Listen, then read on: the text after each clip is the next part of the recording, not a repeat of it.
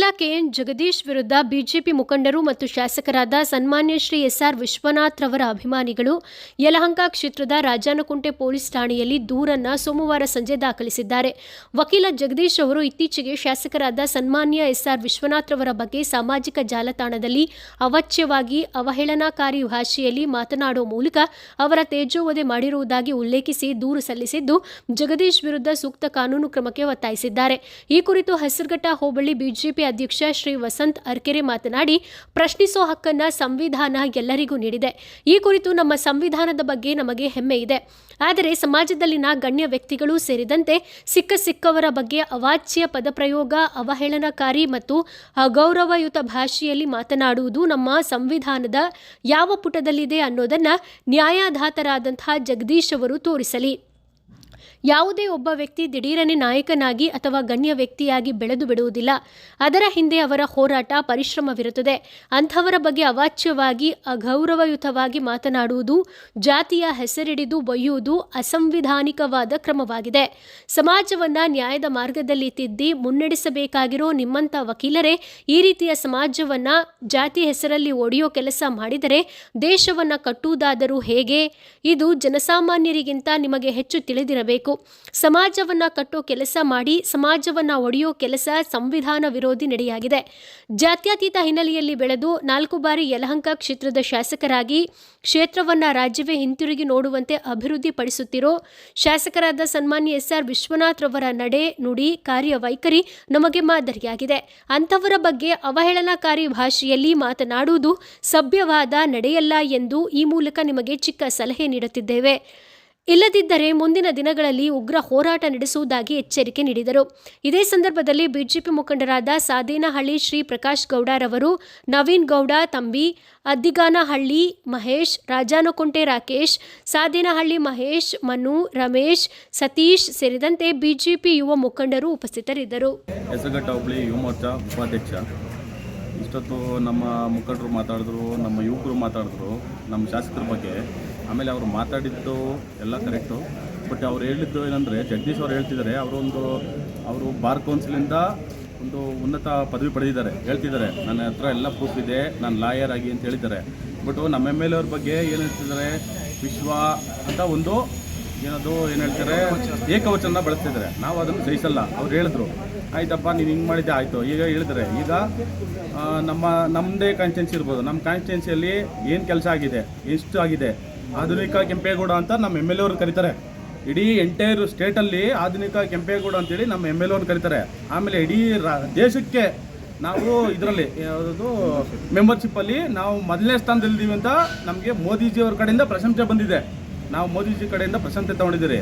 ಅದೇ ಇರ್ಬೋದು. ಆಯ್ತು, ಈಗ ನೀನು ಇದೆಯಲ್ಲಪ್ಪ, ಈಗ ನಿನ್ನ ಕಾನ್ಸ್ಟಿಟ್ಯೂನ್ಸಿ ನೀನು ರೆಡಿ ಮಾಡ್ಕೊ. ಈಗ ಅಯ್ಯಪ್ಪ ಇರೋದು ಬ್ಯಾಟಂಪುರ ಕಾನ್ಸ್ಟಿಟ್ಯೂನ್ಸಿ. ನಿನ್ನ ಕಾನ್ಸ್ಟಿಟ್ಯೂನ್ಸಿಯಲ್ಲಿ ಏನು ವರ್ಕ್ ಆಗಿದೆ, ನಿನ್ನ ಕಾನ್ಸ್ಟಿಟ್ಯೂನ್ಸಿ ಪರ ಓಡಾಡು. ಈಗ ನಮ್ಮ ಕಾನ್ಸ್ಟಿಟ್ಯೂನ್ಸಿ ಪರ ನಾವು ಓಡಾಡ್ತೀವಿ, ಕೆಲಸ ಮಾಡಿಸ್ಕೊತೀವಿ. ನಿನ್ನ ಕಾನ್ಸ್ಟಿಟ್ಯೂನ್ಸಿ ಪರ ನೀನು ಓಡಾಡು, ಕೆಲಸ ಮಾಡಿಸು. ಒಂದು ರೋಡ್ ಸರಿ ಇಲ್ಲ, ಅದು ಇಲ್ಲ ಅಂತ ನಮ್ಮ ಕಡೆ ಹೇಳೋದು ಬೇಡ. ಒಂದು ಅಲ್ಲಿ ತೋರಿಸಿ ಅದು ಅಷ್ಟು ಅಂತ ಹೇಳ್ತೀಯಲ್ಲ. ನಿಮ್ಮ ಕಾನ್ಸ್ಟಿಟ್ಯೂನ್ಸಿಯಲ್ಲಿ ನೀನು ರೋಡ್ ರೆಡಿ ಮಾಡಿಸು, ನಿಮ್ಮ ಕಾನ್ಸ್ಟಿಟ್ಯೂನ್ಸಿಯಲ್ಲಿ ನೀನು ಕೆಲಸ ಮಾಡಿಸು. ಅದಕ್ಕೆ ನಾವು ನಿಮಗೆ ಆಯಿತು ಶಬಾಸ್ಗಿರಿ ಕೊಡ್ಬೋದು.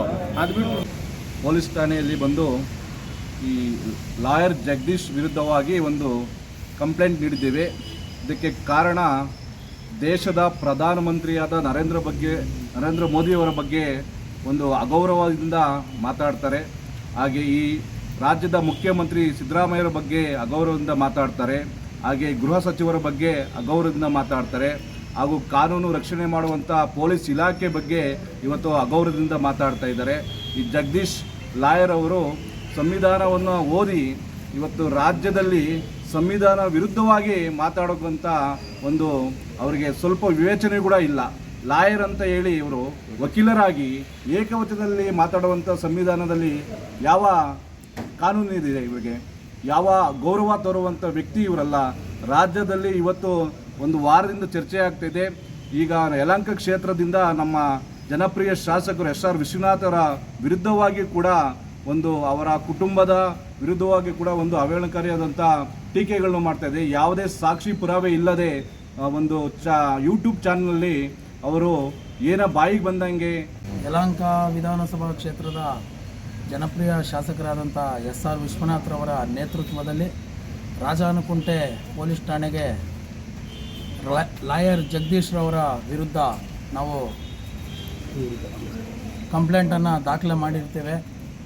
ಈ ಲಾಯರ್ ಜಗದೀಶ್ ಅವರು ಮುಂದಿನ ದಿನಗಳಲ್ಲಿ ಭಾರತೀಯ ಜನತಾ ಪಾರ್ಟಿ ಪರವಾಗಿ ಯಾವತ್ತೂ ನಿಮಗೆ ಒಳ್ಳೆ ಖಡಕ್ ಎಚ್ಚರಿಕೆಯನ್ನು ಕೊಡ್ತಾ ಇದ್ದೀವಿ ಮುಖಾಂತರ.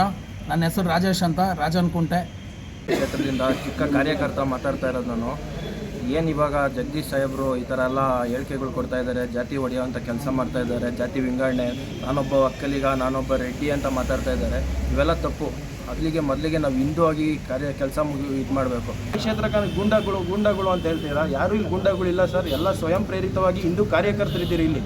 ಯಾರೂ ಈ ಥರ ಮಾಡಲ್ಲ ನಾವು. ಆದರೆ ನೀವು ಮಾತಾಡ್ತಾ ಇರೋದಂಥ ತಪ್ಪು ಸರ್, ದಯವಿಟ್ಟು ಅರ್ಥ ಮಾಡ್ಕೊಳ್ಳಿ. Thank you. ನಮ್ಮ ಲಾಯರ್ ಅವರು ಕೊಡಗೇಳಿಯವರಂತೆ ಪಾಪ ಅವ್ರಿಗೆ ಅದು ಏನಾಗಿದೆ ಗೊತ್ತಿಲ್ಲ, ಬುದ್ಧಿ ಭ್ರಮಣೆ ಆಗಿರ್ಬೋದು. ನಾವು ಆಕ್ಚುಲಿ ನಾವೆಲ್ಲ ವ್ಯವಸ್ಥೆ ಮಾಡಿದ್ದೀರಿ, ₹1 ₹2 ದೇಣಿಗೆ ಕಲೆಕ್ಟ್ ಮಾಡಿ ತಿಂಗೆ ಹಾಸ್ಪಿಟಲ್ ಸೇರಿಸ್ಬೇಕು ಅಂತ ವ್ಯವಸ್ಥೆ ಮಾಡ್ತಾಯಿದ್ದೀರಿ. ಆದ್ರೂ ಜಗದೀಶ್, ನೀವು ಲಾಯರ್ ಆಗಿ ನೀವು ಸಂವಿಧಾನಕ್ಕೆ ಗೌರವ ಕೊಡೋಂಥವ್ರಾಗಿದ್ದರೆ ಜಾತಿಗಳ ಮಧ್ಯೆ ನೀವು ಬೆಂಕಿ ಹಚ್ತಾ ಇರಲಿಲ್ಲ, ಹಚ್ಚ ಕೆಲಸ ನೀವು ಮಾಡ್ತಾ ಇರಲಿಲ್ಲ. ಅದರಲ್ಲೂ ನಮ್ಮ ಕ್ಷೇತ್ರ ಶಾಸ್ತ್ರಗಳ ಬಗ್ಗೆ ನೀವು ಮಾತಾಡೋಂಥ ಈ ನೈತಿಕತೆಯೇ ಇಲ್ಲ. ನೀವು ಏನು ಕಂಡಿದ್ದೀರಿ ನಮ್ಮ ಕ್ಷೇತ್ರದ ಬಗ್ಗೆ? ಬಂದು ನೋಡಿದ್ದೀರಿ ಯಾವತ್ತಾದರೂ? ಇಡೀ ಕರ್ನಾಟಕ ಅಲ್ಲ, ಇಡೀ ದೇಶ ತೊಗೊಂಬಿಟ್ರಿ ಈ ಥರ ಇಂಪ್ರೂವ್ಮೆಂಟು ಯಾವ ಕ್ಷೇತ್ರದಲ್ಲೂ ಮಾಡಿಲ್ಲ. ಆ ಥರ ಎತ್ತಾದ್ರೂ ಕೊಡ್ತೀವಿ ಸರ್. ನಿಮ್ಗೇನು ಆಗಿಲ್ಲ ಅಂದರೆ ನೀವು ಆಗರ್ಭ ಶ್ರೀಮಂತರು, ಪಾಪ ನಿಮ್ಮ ಹಾಸ್ಪಿಟಲ್ ತೋರಿಸೋಂಗೆ ನಿಮ್ಮ ಕೈ ಆದಲ್ಲ. ನಾವು ಸಹಾಯ ಮಾಡ್ತೀವಿ ಸರ್. ನಮ್ಮ ಕೈ ಎಷ್ಟಾಗುತ್ತೋ ನಮ್ಮ ಕ್ಷೇತ್ರದ ಜನತೆಯಿಂದ ₹1 ₹2 ಅಲ್ಲ, ಎಷ್ಟಾಗುತ್ತೋ ಅಷ್ಟು ನಾವು ನಿಮ್ಗೆ ಸಹಾಯ ಮಾಡ್ತೀವಿ ಸರ್. ದಯವಿಟ್ಟು ನೋಡ್ಸ್ಕೊಳ್ಳಿ ಸರ್. ನನ್ನ ಹೆಸರು ಮಹೇಶ್ ಅಂತೇಳಿ, ಯುವ ಮೋರ್ಚಾ ಕಾರ್ಯದರ್ಶಿಯಾಗಿದ್ದೀನಿ ನಾನು. ಧನ್ಯವಾದಗಳು.